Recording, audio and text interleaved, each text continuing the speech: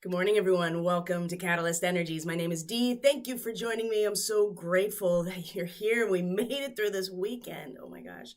And the title of today's transmission is for the Daily Medicine Transmission. It is June 7th, 2021. I'm getting ahead of myself because, wow, there's just oh man, I'm really glad we're out from under this weekend. Not to say that there won't be more challenges, but man, we're going to talk about it. But love is the remover of obstacles. Got a really strong presence with Ganesh today in meditation. So there is a lot of this type of support coming in to help us remove what seem like obstacles right now. And it really is that simple, is love. It's the glue that holds it all together. And it, in this situation, is the remover of obstacles. So I want to take a moment to thank my subscribers, my supporters. You truly are the lifeblood of this channel, and I can't express my appreciation enough. So thank you for being here. And if you're new to this channel, welcome. It's so great to have you here. And as always, I like to remind people that whenever you interact with content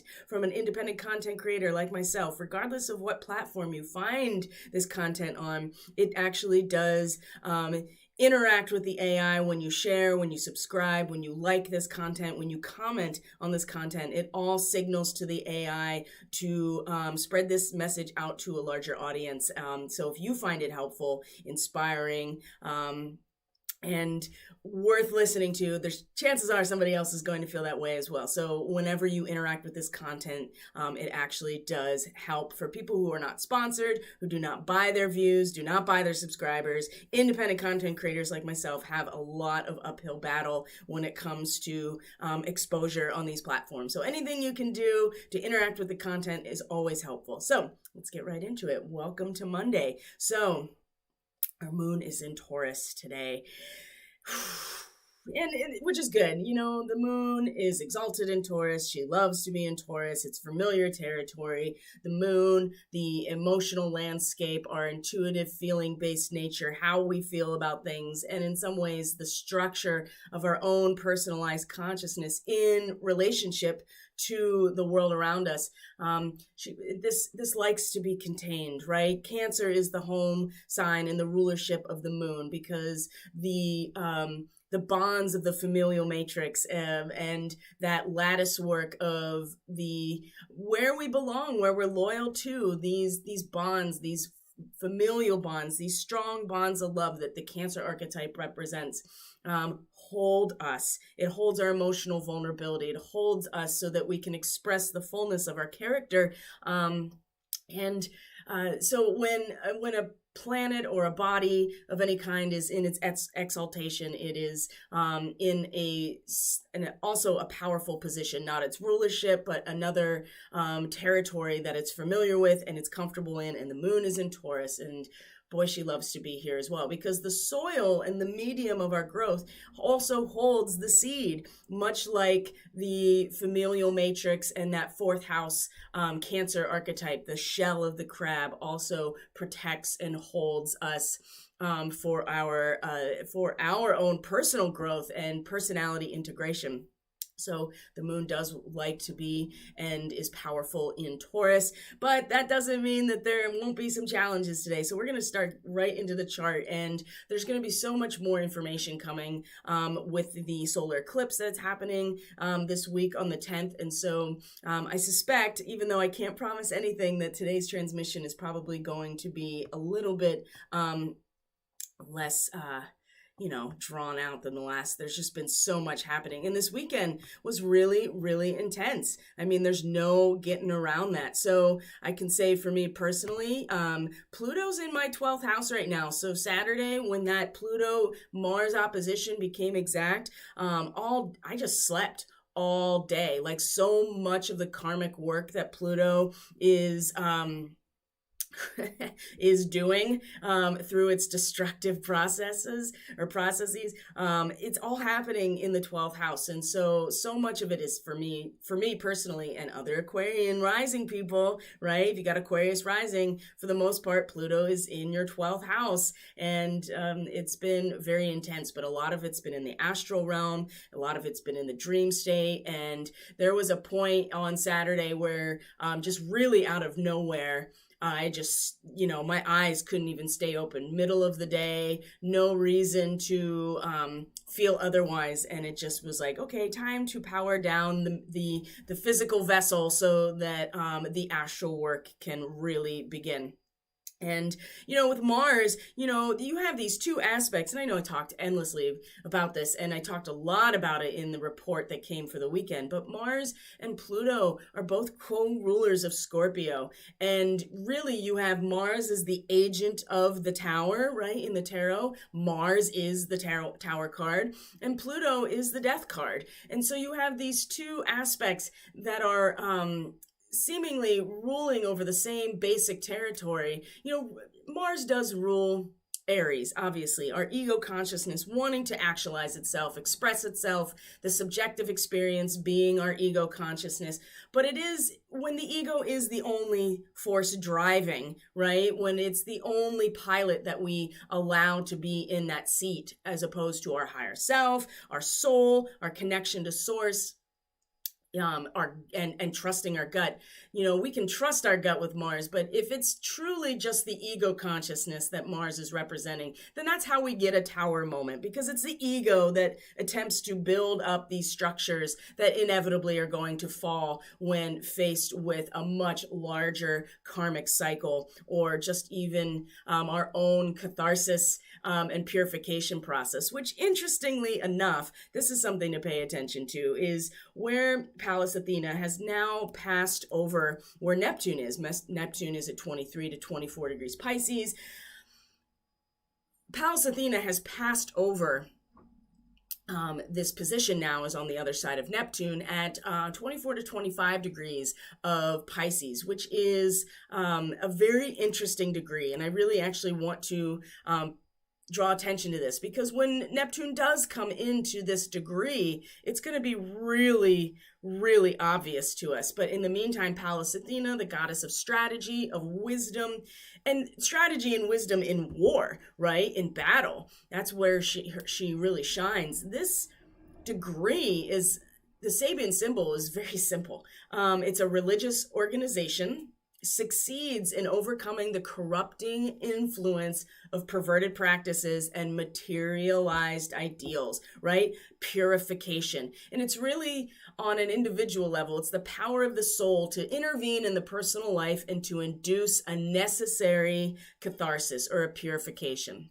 Right? This is the strategy here, that there's some aspect coming in, our soul coming in to intervene in our personal life, the ego consciousness, where Mars was really representing, and especially in Cancer. I mean, it's been so protective and so just that warrior nature being applied to the protection that Cancer represents.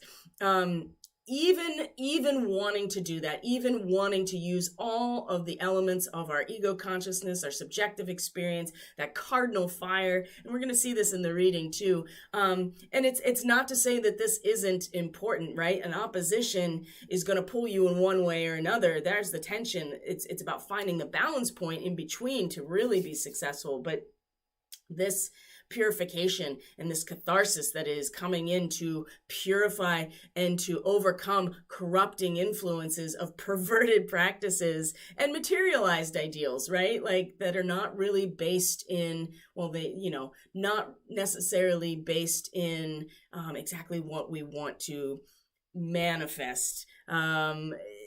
It needs to be purified. And so this is the strategy here that we can work with and to allow it to really unfold, because when Neptune comes to this point in a matter of weeks, this is going to be so discombobulating and so nebulous in some ways that it may be very...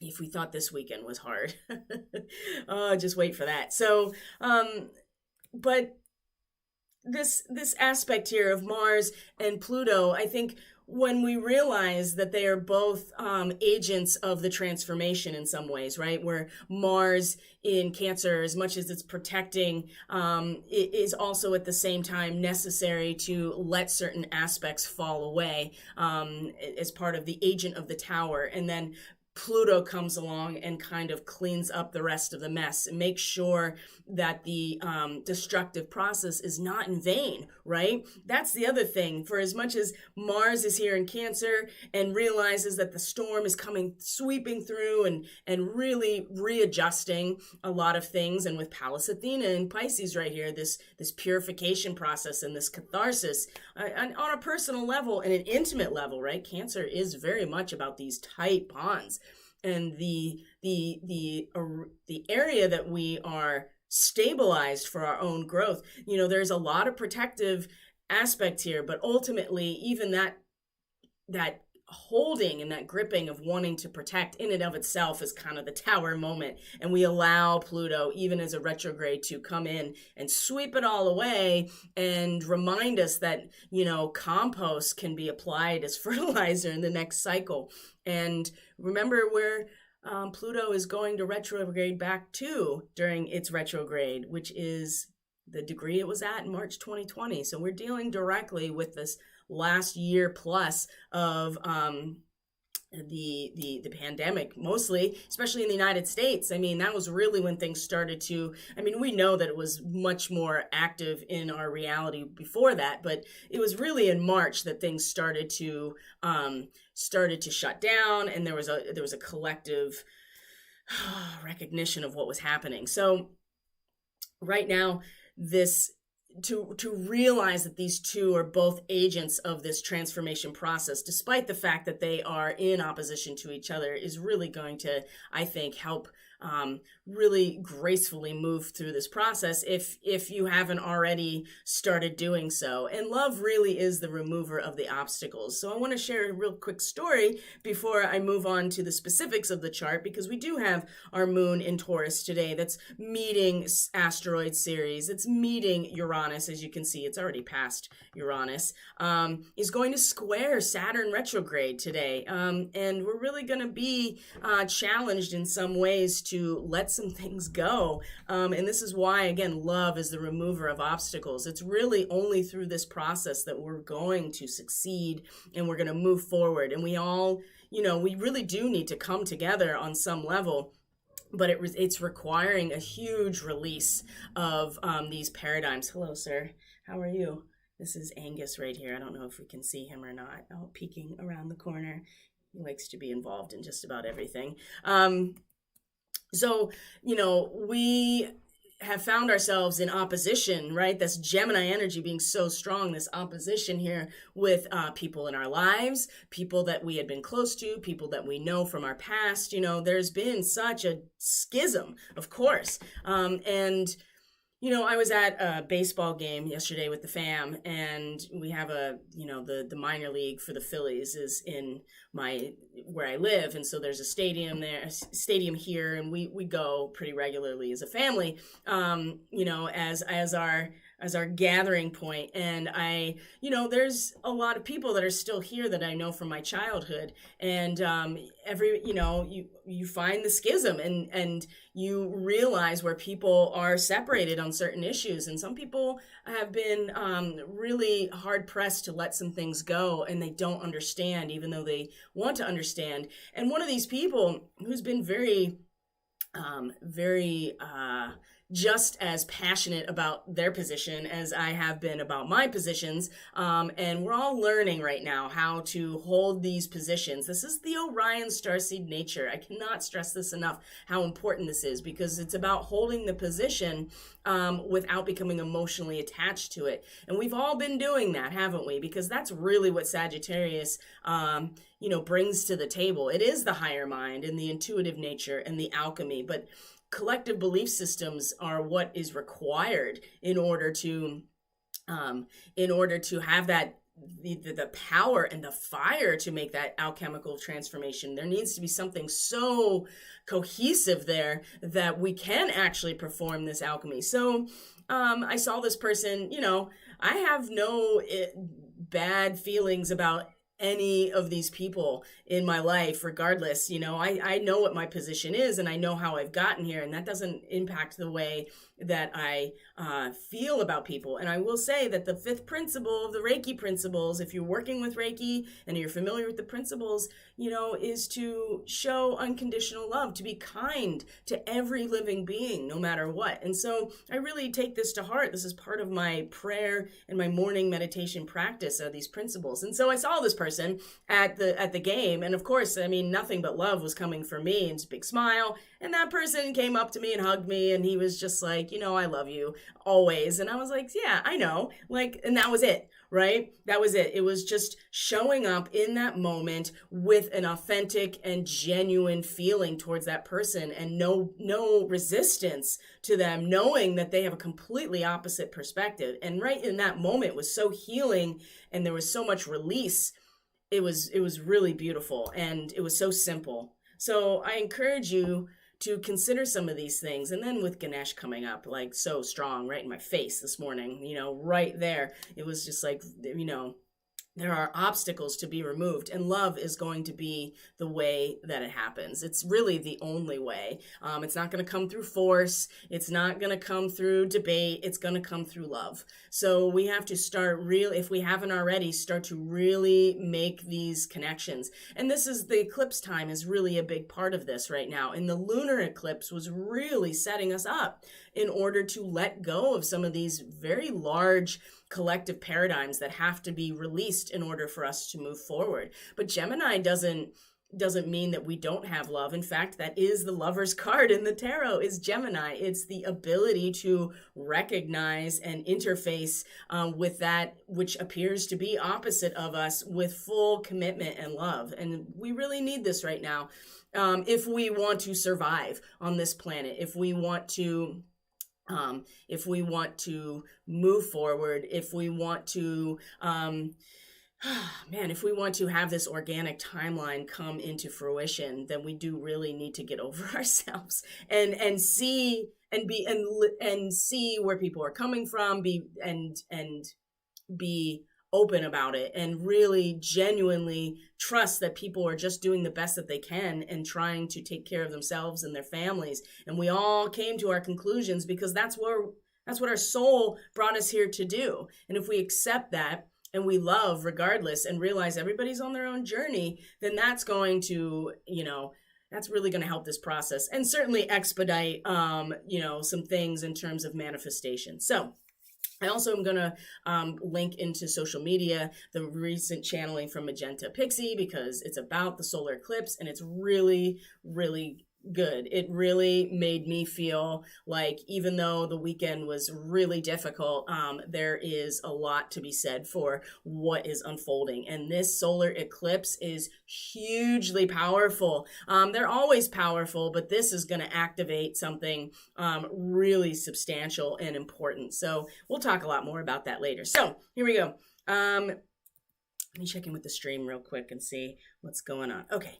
All right, guys. So here we are with the moon in Taurus, really pulling us into feeling comfortable, right? Feeling harmonious within ourselves. We may embed ourselves into the material world in order to feel emotionally secure and comfortable, right? Into those good meals, those comfortable spaces that we really like and that give us a sense of value and beauty, right?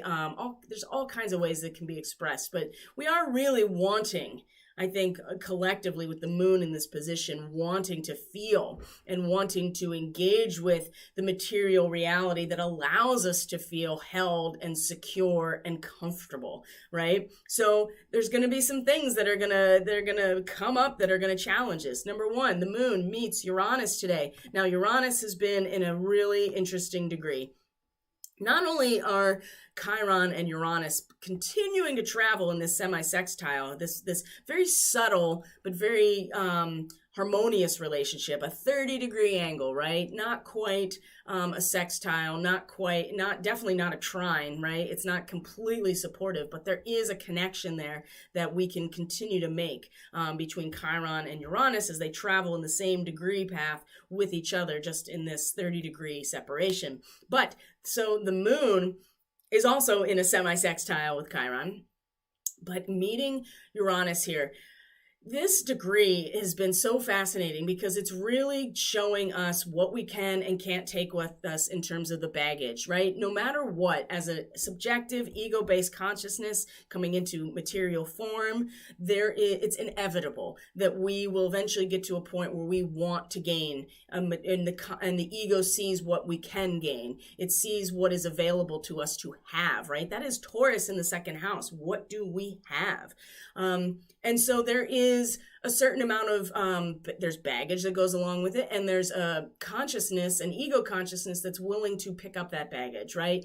And Uranus is consistently making waves in this area in all kinds of ways, right? Especially if your gain and your compulsion for gain has outweighed your own integrity, and you found yourself maybe betraying yourself or your own supposed values in order to gain something, especially resources. That is going to become it's going to become very obvious in a personal way to anybody who is participating in this. But even without that, we're still all going to have a very personal and feeling-based connection today with how much this baggage can't come with us, right? We have to be very real with ourselves. And it's not to say that we can't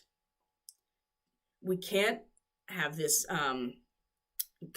gain things and to have things and to want things. It's inevitable.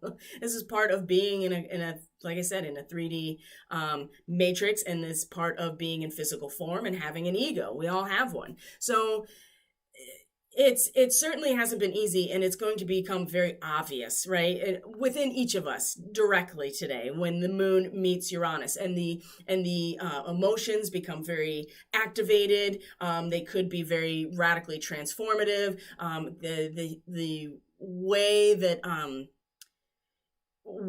will become very how do I say this? Very personally and intuitively aware of what baggage we are holding that we can't take with us through this gateway, right? Uranus is the higher octave of Mercury. It is the collective third eye. It rules Aquarius, and so this is, Taurus is naturally square to Aquarius, as we're going to find when the moon is in a square right after this with Saturn. So this is going to become very obvious. And so right from here, which is very interesting, this has already all happened, right? See, look at the time here, 4 a.m. almost, East Coast. So a lot of this was going on in the dream state, or depending on where you are in the world. I mean, it really depends on where you're at in the world where these transits become exact.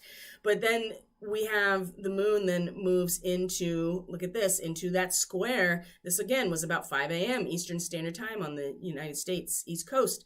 This came into a square with Saturn, right? And this degree of the moon here is really challenging us about returning to some simpler joys to revitalize ourselves, right? We kind of like meet Uranus, and it's like, whoa, like I see what I got to let go of, what, how holding on to this compulsion for gain and this baggage is going to hold me back from essentially awakening and collectively awakening.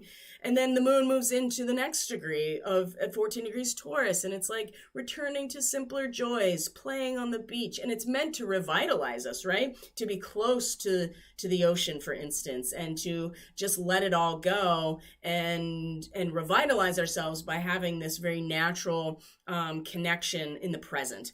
And the square, right? Cross purposes with Saturn, right? Cross purposes. We're going to feel those cross purposes in terms of our own personal desires, our own personal feelings in terms of how we want to engage. And remember, Moon is exalted in Taurus, isn't it? But Saturn is also the co-ruler of Aquarius. So these are both very powerful where they are. And so that's going to be kind of a very obvious, like, right? Because Saturn in its retrograde in Aquarius, the tunnel is narrowing, just like with Uranus and Taurus. It's just like you can only take so much that, as the tunnel gets more narrow in a very real way, there's only so much you can carry with you because it literally won't fit as this tunnel starts to get more narrow and constrict where Saturn is. And that tunnel is the pathway of our evolution as humanity and as an ascending species on this planet, right? Evolving into our higher selves. It's becoming, the eye of the needle. And this is part of the retrograde period for Saturn. So that's going to be, all of this is all happening this morning, right? We're just like, oh my gosh. I mean, I just want to relax. I just want to revitalize. And it's like, well, that's important and that's useful, but you are going change, right? That's what a square necessitates, is change, because there is no resolving it, right? You just lean into its discomfort and you learn something from it. Right from there, the moon trine comes into a trine with asteroid Vesta, which we don't see right now because it's not on this chart, but Vesta in Virgo, right? And so this moment here that's going to, we're going to have to meet some sort of crisis, right? That is precipitated by what? Social ambition. There it goes back to where Uranus is in Taurus.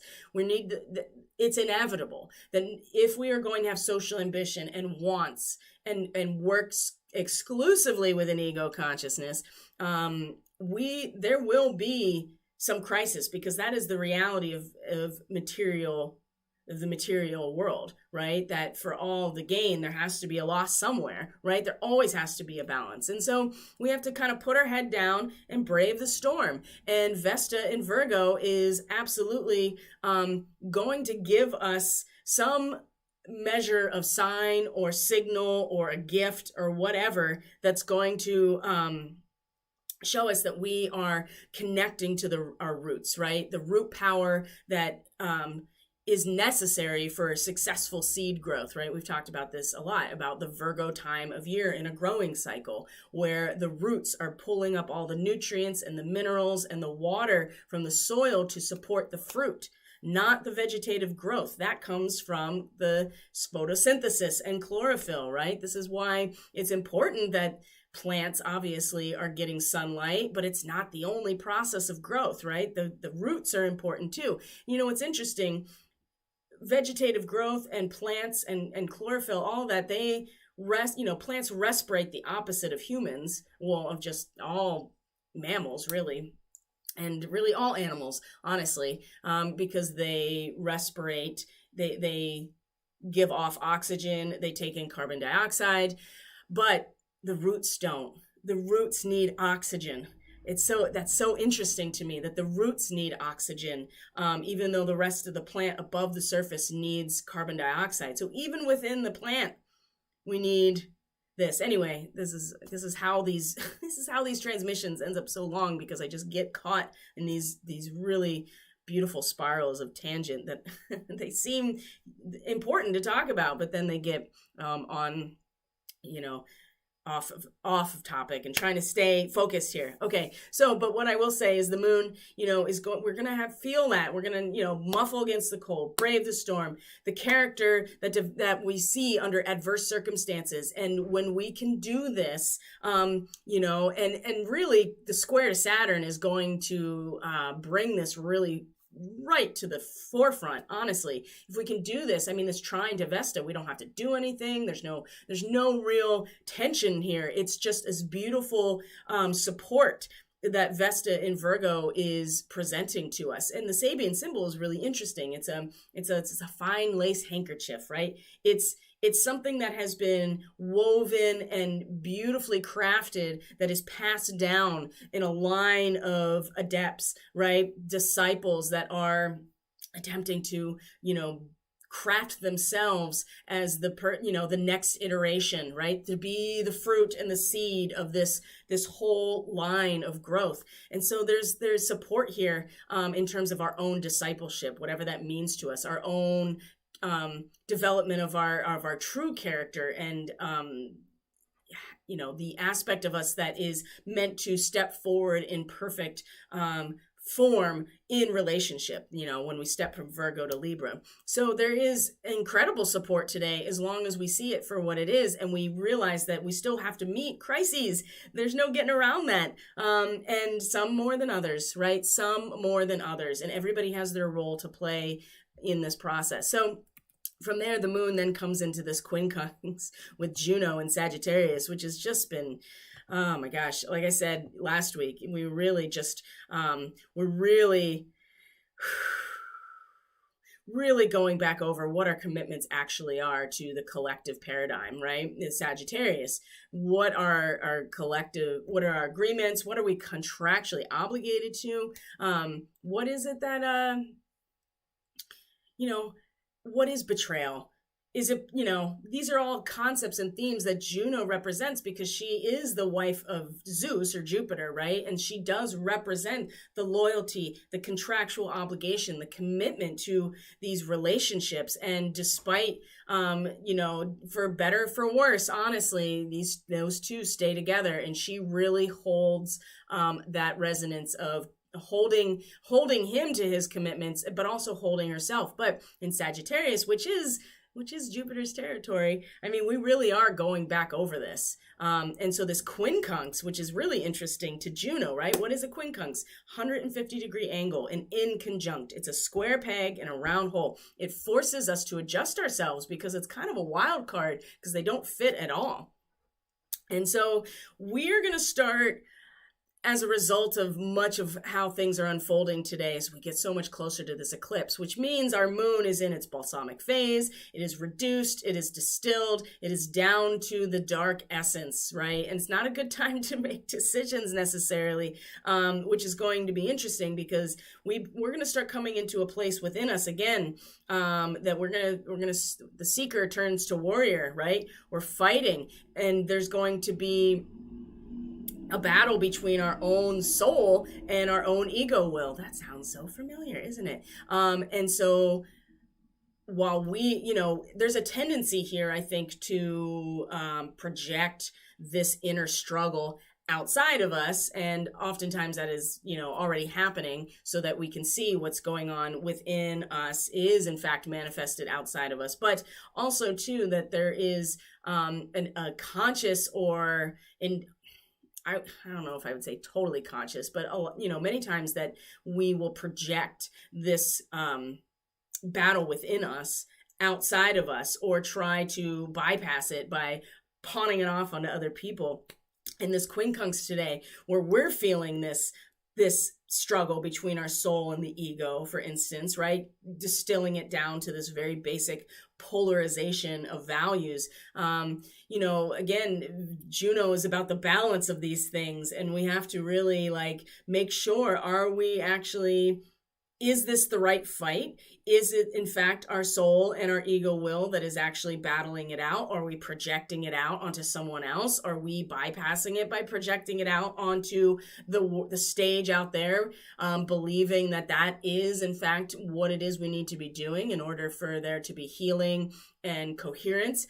I think we're going to have to ask that, we're going to feel that how these things don't fit together, and we're going to have to come to terms with that. But there is a lot of support today for us to meet our adverse circumstances, to really tap into our character. And when we see the reading for today, we'll see that there is quite a bit of support for this as well. So speaking of which, and then there's a couple aspects that I would like to bring up when it comes to where are we here? When it comes to our fixed star astrology. Now, where we have, I'm just going to show you this because we still have the sun in conjunction with Rigel, that left foot of Orion. So there's a lot of Orion right now. And then Mercury in its retrograde is now coming into a conjunction with Bellatrix. It's still conjunct many other, this whole belt basically. So that's still happening. But then Bellatrix, this is the left shoulder of Orion. It is the left shoulder of Orion. In this picture, it's showing that Orion is holding an animal skin or whatever he's hunted, but in other characterizations it's a shield. But Bellatrix is the Amazonian warrior. It's the feminine or female warrior that this represents, okay? Which is interesting that it's the left hand and the left shoulder, because that is the right half of the brain, which is the holistic part of the brain that pulls it all together and weaves it into a whole, which is very much the feminine aspect, isn't it? So this is also where Mercury retrograde is in Bellatrix, right? And so what are some things that go along with Bellatrix that'll help us keep this some of these aspects in mind? So we talked about the left shoulder of Orion. It's the female warrior. So that star is of the Mercurial and Mars nature, but we'll focus on the Mercurial part specifically because that's Mercury is in conjunction here. So it's really strong. Quick decision making, thoughts being realized, strategy, the ability to organize. And it also does represent Orion's counterpart, which is Artemis or Diana, right? The huntress, or the Amazonian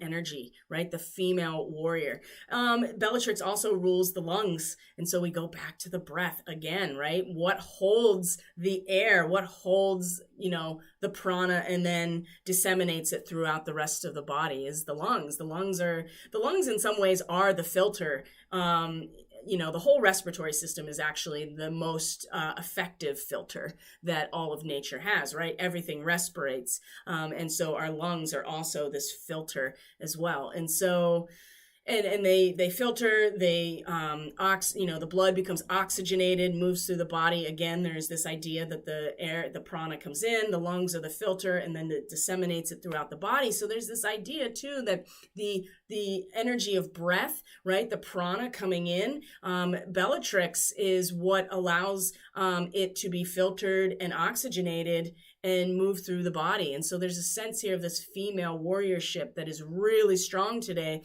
with where Mercury is. So some things to keep in mind as we move closer to this eclipse, okay? So let's actually, we'll look at the reading now and see some imagery that will support us on this journey. So, all right, so it's, what's interesting about this reading to me as we go through it step by step is that we do have the Ace of Wands reversed as our causal factor. Well, here is our moon in Aries over the weekend.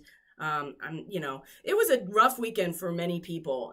Not everybody experienced it the same way. Like I said, it was, for me, a lot of it was happening in the astral and in my own development, my own process of purification, and other people I know that have Aquarius rising had very similar experiences, totally, sleeping a lot on Saturday, allowing the work in the astral realm to be done in the dream state. But other people had a lot of challenging aspects to handle this weekend, and some people were really getting pushed to their limit. And we can feel this we can definitely feel this in general. So, and with the moon in Aries, my gosh, it made it really hard as well to keep ourselves emotionally grounded. So the Ace of Wands, right? This is our causal factor, but it is reversed. And so when it's upright like this, there's a strong feeling. It's just the beginning of this strong feeling of transformation and creation and will, right? It may turn into something. When it's the ace, it's just the potential of it. So it's a spiritual power that has the ability to grow and sudden illumination and inspiration. Now, traditionally, when it's reversed, you can think about all of the resistance to that. You can think about destruction through exaggeration. You can think about a false start. You can think about not being able to control or use this power. And I think all of those things may actually be relevant to what has happened over the weekend, especially with that opposition with Mars and Pluto, not to mention the fact that Mercury retrograde was square to Neptune again, right? So as much as we feel like that we can mentally rise above these processes, the square to Neptune's like, well, hold on a minute. I'm just going to let you know that you can't fully bypass the total submersion into the experience of what this all means. Whew, boy, that was something else, wasn't it? So with this reversal here as a causal factor, I do feel that this was the moon in Aries, like not fully realized, something that was embedded within us. We each have this Ace of Wands, maybe not fully aware of it. Some people, they couldn't control their power. Some people were destructive. Again, Mars opposite Pluto, false starts, that kind of stuff. But also a sudden illumination within ourselves, right? Within the moon in Aries, the inspiration, the creativity, and a realization that something has the ability to grow within us now, and maybe not being fully aware of it yet. Now, what I find really interesting about this reading, we'll get to that, is the Ace of Wands, or the Six of Wands, is at the center of this reading today. At the heart of the matter, we have victory. I know that many people are like, I don't see this at all, but I assure you the fact that it's here at the heart is really signaling to me that, number one, it's right here. Number two, this is something that we have to actually embody if we want to see it manifested in material form. We have to hold this resonance in our own hearts that we've already won. And if we can do that, I see that despite the fact that there is a lot of breaking apart, we have the Eight of Roses, or the Sangha, the spiritual community, reversed. We have the Queen of Keys reversed. But what this says to me is that there is victory, and maybe we don't fully know the extent of it yet. That Ace of Wands being reversed, we felt it within us, right? The seed was planted with the moon in Aries, without really knowing it. Maybe there has been resistance, but there's something that's going to grow, and it's really up to us what's going to grow. But I do feel like that there wasn't quite brought to the surface, something that we intuitively engaged with, but on the surface, at the heart right now is this victory. And so if you look at the Kabbalah, it's literally right in the center. This card represents the energy that's right in the center of the tree of life. And so all of our past troubles, all of the disruptions have been necessary. This is important. They've been necessary to grow and develop. This is a deserved victory, okay? And it's because we have learned from our mistakes, right? The Five of Wands, all of that disruption, in the battle that it represents. All of these aspects are leading to a victory, a deserved victory. And we need to go through, and even with that Ace of Wands, again, needed to go through this destruction, maybe this, or not being able to control it in some ways, or just resisting, or just having a battle within ourselves about what we're growing. And then we come to this present moment and we realize that the victory is because of everything that we have learned and all of the challenges that we have faced. You don't get a victory without a battle, right? So this is at the heart of the matter today, and it's the fire that is already burning within us.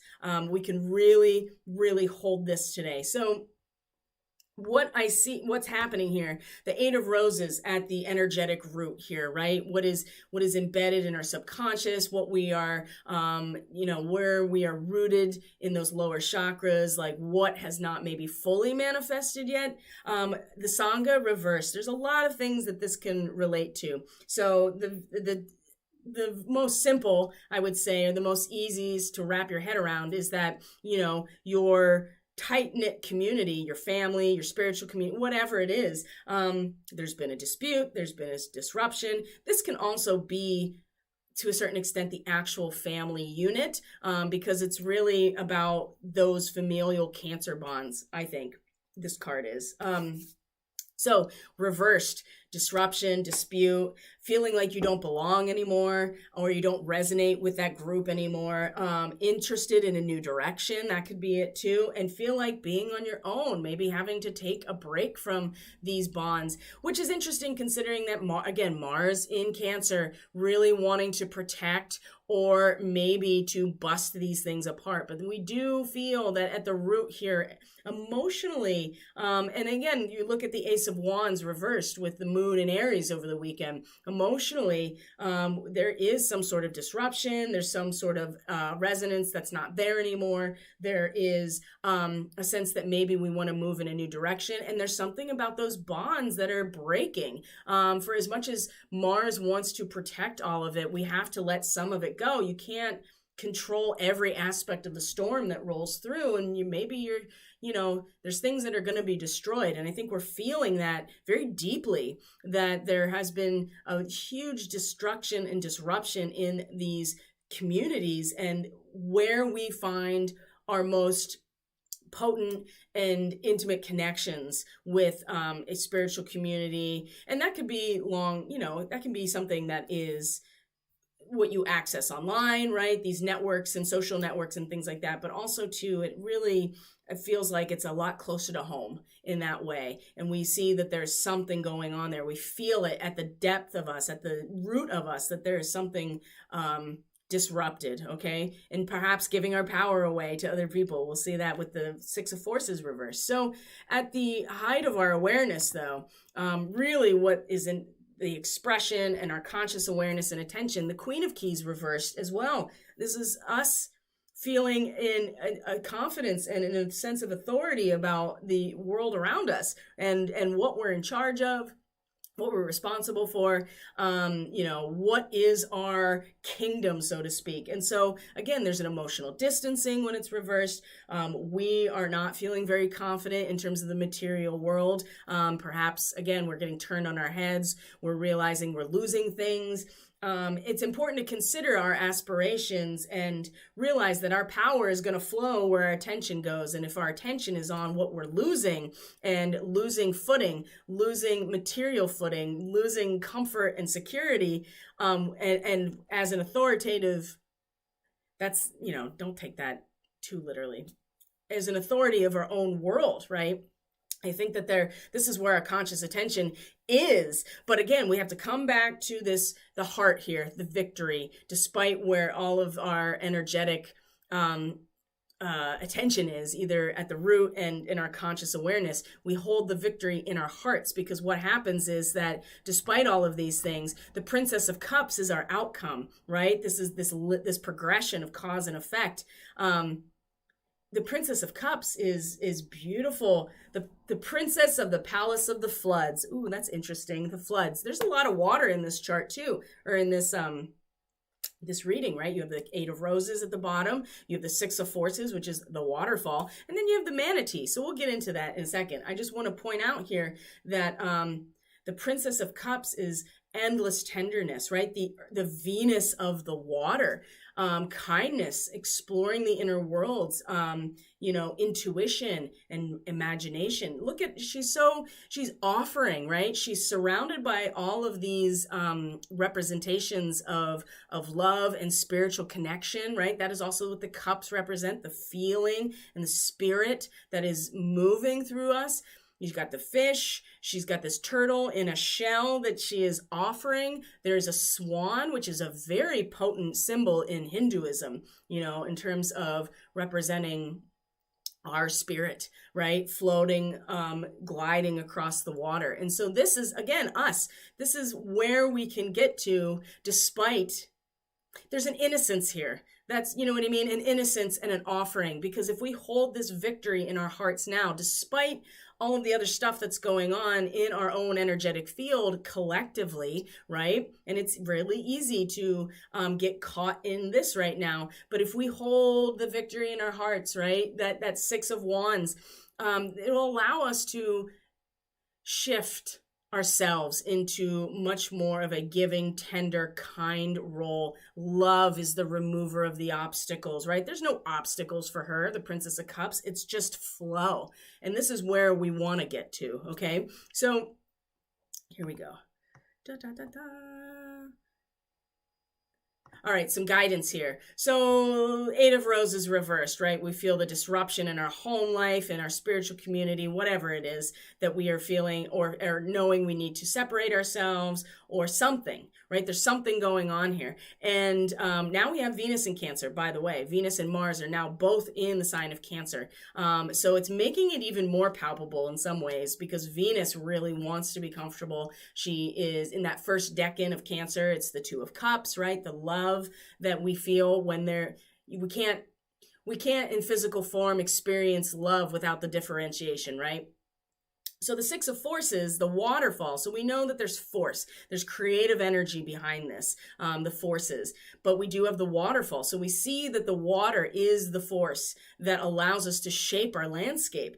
And when it's reversed, a significant loss of power, right? Emotionally reactive when it's reversed. Life turned upside down, right? I know one person in particular that somebody that I care for very much, having this very experience right now over the weekend. That's what I'm saying. Some people it was more subtle and astral. Some people it was right on the surface over the weekend. Karmic readjustment. So 6 of Forces reversed. We're giving our power away, possibly following another person's agenda, right?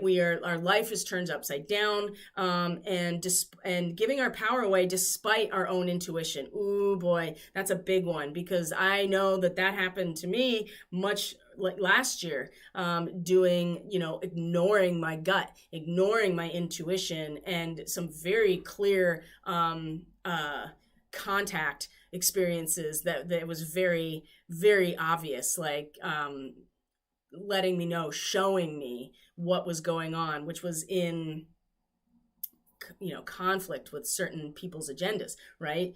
And in some ways, when this is like this, we've completely given up. So it's important that we rise up, we take our power back. And when you understand your true value, you'll know what you deserve and to carve out your own destiny. See, that's the thing about the force of water. This will change the entire landscape. So it's important to realize how much power we have. And just because there is a disruption in those emotional bonds and the container of that community, whatever it is, know that we also we can harness this power and make some decisions, even if we're feeling powerless. Now, the manatee, as the animal guide for this position here, is accept the situation as is, and rather than fighting to change it, right? There's no fighting with the waterfall, right? The waterfall is a natural process that is the result of gravity and the force of water, right? There's no fighting. You're fighting when you're trying to go against gravity, which is where the 6 of Forces is now, going upwards, which is completely not natural and doesn't happen. So the manatee is letting go of the ego's need to control, to choose your battles wisely, if that's the case. You can say the serenity prayer to assist you in this process, right? To let go of what you can't actually have any control over and to choose your battles wisely. But it's not to say complacency by accepting the situation. You just have to be very strategic about your battles, and some things you do want to embody the manatee for, which is just letting it go. And the manatee lives in the water, so there's never any shortage of access to spirit. Even if these particular communities, relationships, families, whatever, even whatever these networks represent to you, even if they're turned on their head and something is very much wrong about it, even if we do feel powerless, it's just a matter of tapping back in. And the manatee is just, the happy sea cow, right? It's not fighting. It's not a predator. It's got like a smile on its face and its eyes kind of closed, right? You're just like, just let it go. Let it go instead of trying to fight this uphill battle in these relationships, because it's time now to let things be where they're meant to be. And some things are just not going to be fixed by us trying to force it, right? So the other thing too, that's not about being complacent about actual things that need to be dealt with. All right. That's pick your battles. And speaking of that, let go of your fear. Know that you're safe and protected at all times. So the Queen of Keys, right? When we're feeling this way, boy, we can feel very fearful and not protected, right? Maybe the king has been, who is the protector of the kingdom. Maybe the king is lost. Maybe the king was killed in battle. There's a lot of reasons the queen is in resistance to fully accepting the security of her own kingdom, which I do feel like is what's happening in a lot of ways, especially as things continue to fall apart in all areas of our life outside of us and maybe within us too. I mean, it really depends on what part of your life these aspects are, the transits and stuff are aspecting, because everybody's different. But what I will say is this is about letting go of your fear. If there's a true threat, your gut's going to tell you, right? And it's important to realize that your gut has, your instincts could have been modified and conditioned over time. And so that's with the shark. That came up last week quite a bit. So hopefully we took that to heart and realized that our gut, that we're in control of our gut. While we're in control of ourselves when our gut tells us, and we don't need any form of propaganda to condition that.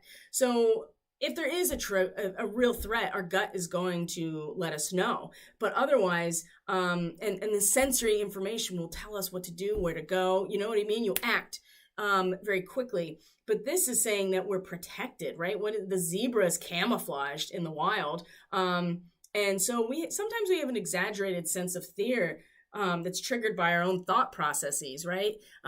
That, worry and worry and worry, that came up quite a bit in the readings last week, didn't it? The worry, that's where your spleen is very much connected to that, series of emotions of worry and anxiety. And so when our thoughts are the ones triggering this fear, we can get really pulled into it. And so this is saying that, we're going to feel like we're not secure. We're going to see that out in the world and within us potentially. But this is letting us know that we're protected, like truly protected within the depth of who we are, and that there is camouflage available to us, and this is why having mastery over your energetic fields is so important, because you just leave yourself open to all kinds of influences if you're not working with this energy or working with your own energy. And the dream state is one of the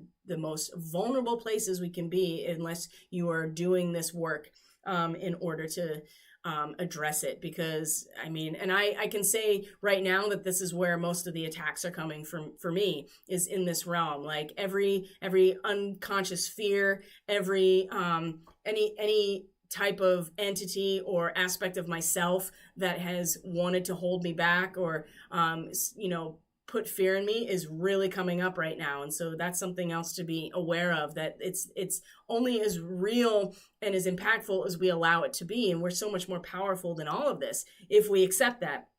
And along with that is the wishes fulfilled, right? 5 of Keys upright, wishes fulfilled. Abundance is here. We are protected. Keep this in mind as we are each feeling emotionally like, oh man, like everything's getting turned on its head, and materially being turned on its head. And this is, again, keeping our awareness about this is key. Keeping the victory in our hearts is key. Allowing ourselves to move into a much more tender, kind, loving state, to allow the love to remove the obstacles in our lives. And it's really the obstacles of relationship, right? We're not going to actually be able to ascend and to move forward and to actually evolve without us coming together in some way. In the age of Aquarius, which I think is really going to be way more impactful in 2024 when Pluto finally moves into Aquarius, is the humanitarian collective collective experience, right out on the surface. And so and we as the collective are the container of love. We are the container. And so this is why it's important that we are mindful of all of these things, so that we have an organic timeline and organic beings in this matrix, the new one, rather than some sort of artificial one, because that's always a possibility as well. But ultimately, this is, reminding us that we have everything we need. We have access to everything we need. And to, if we're feeling fearful or insecure in terms of our material world within us, to realize that we are protected, to trust our gut for real danger, and that really everything that we want and everything we desire is right here available to us. It's just a matter of tapping into it. Whew. A lot better of a transmission, I would say, than the one I had to give for the weekend. And that turned out to be, as far as I can tell, completely accurate on some level, because, it was a pretty crazy weekend. That's all I'm going to say about that. So that's the transmission for today, my friends. Thank you for joining me. Thank you so much for being here. I truly appreciate each and every one of you. If you're interested in a reading and or energetic support in any way through Reiki or shamanic energy work, you can go to catalystenergies.net. You can book through the website. You go to the services tab, and that is in the link. That link is in the description box below. You can also connect on social media through Telegram and Facebook, just to get some, know when I'm posting these videos. And you can always subscribe to the channels, and then you'll know for sure when I'm posting content.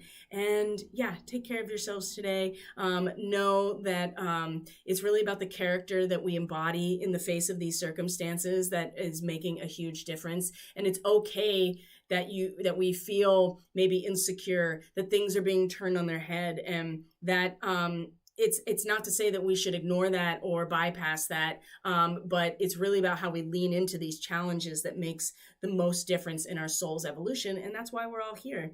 We're here for our souls to evolve. We came here specifically for this reason, at this time, for this reason, especially starseeds, right? I mean, we are the individuals that are not only holding the resonance of these past incarnations in these other star systems, for instance, we also literally are holding it in our genetics, in our DNA frequency. It's like being tuned at like a string on an instrument, or like a piano string, any string on an instrument that is in tune to those frequencies more in a way that not everybody is. And that's not to say that starseeds are somehow better or more special.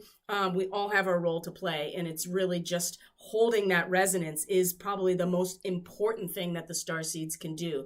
There's no specific mission that you have to figure out necessarily, because if you're in resonance with it, it'll just unfold naturally. And after decades trying to figure out what my purpose in life is, and being really frustrated not understanding it, it's when you get to the moment where you're like, oh, it's just all leading up to this, right? And now it unfolds very naturally. So anyway, I love you guys. Thank you for being here. Take care of yourselves. I'll see you tomorrow on the Daily Medicine Transmission. Bye.